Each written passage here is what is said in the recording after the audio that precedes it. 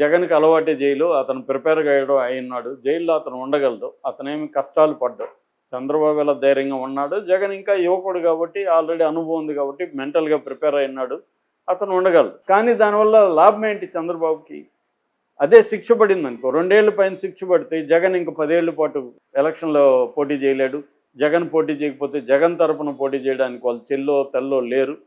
భార్య రావాలి రంగంలోకి, భార్య రాజకీయాలకు కొత్త, ఆమె వచ్చి ఇప్పుడు గెలుస్తుందా లేదు తెలియదు, ఈ రాజకీయాలను ఎదుర్కోగలుగుతుందా లేదు తెలియదు. కాబట్టి జగన్కి కన్విక్షన్ పడితేనే చంద్రబాబుకు మైలేజ్ వస్తుంది, లేకపోతే పెద్ద మైలేజ్ రాదు.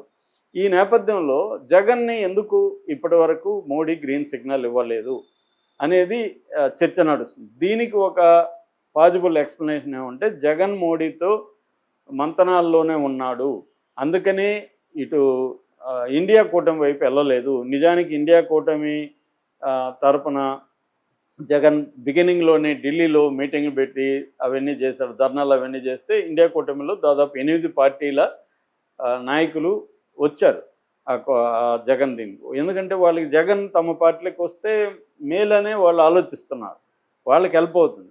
కానీ జగన్ అంతకంటే ముందు వెళ్ళలేదు. అప్పుడు కూడా నేను చెప్పాను, ఇది ఒక రకంగా మోడీకి సిగ్నల్ ఇవ్వడం, నువ్వు నన్ను చూసుకోకపోతే నేను అటు వెళ్తాను అని సిగ్నల్ ఇవ్వడం కోసం తప్ప జగన్కి సీరియస్ ఇంట్రెస్ట్ లేదు, అటు వెళ్ళడం అనేది ఇంట్రెస్ట్ లేదు.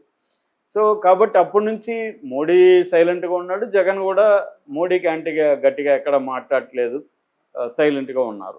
ఏదో వక్ఫ్ బిల్లుకి కూడా అదేదో నామకే వాస్తే అటు ఇటు ఇచ్చారు తప్ప యాంటీగా మాట్లాడారు తప్ప పెద్దగా దాని మీద ఏమి వీళ్ళు ఉద్యమాలు చేయలేదు. సో అంటే క్లియర్గా జగన్ మోడీకి యాంటీగా ఏ పని చేయట్లేదు, అట్లాగే మోడీ కూడా జగన్కి యాంటీగా ఏ పని చేయట్లేదు. అంటే అండర్ కరెంట్గా నడుస్తుందా జగన్కి మోడీకి? మోడీ జగన్కి హెల్ప్ చేయాల్సిన అవసరం ఏంటి? నిజానికి మోడీకి చంద్రబాబు కావాలి, పవన్ కళ్యాణ్ కావాలి, వీళ్ళిద్దరూ ఐక్యంగా ఉంటేనే మోడీ అక్కడ సెంటర్లో ఉండగలడు.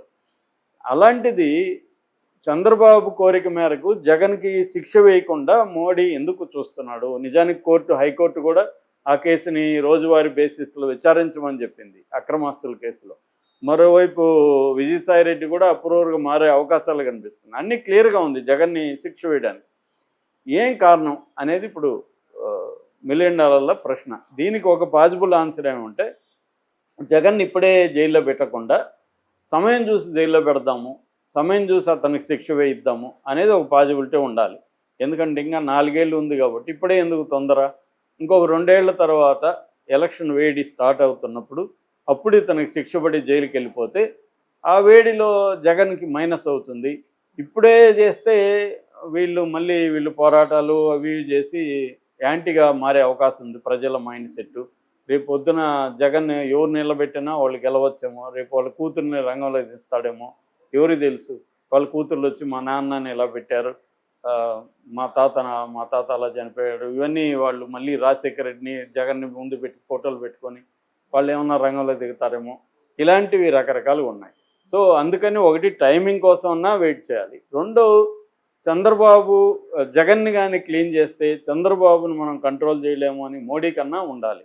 అందువల్ల జగన్ ఉంటే చంద్రబాబు భయంతో భక్తితో మనతో ఉంటాడు, లేకపోతే చంద్రబాబుని మనం నమ్మలేము. డిపెండబుల్ ఫ్రెండ్ కాదు చంద్రబాబు. గతంలో కూడా మనతో ఉండి మళ్ళీ జంప్ అయ్యాటు వెళ్ళాడు.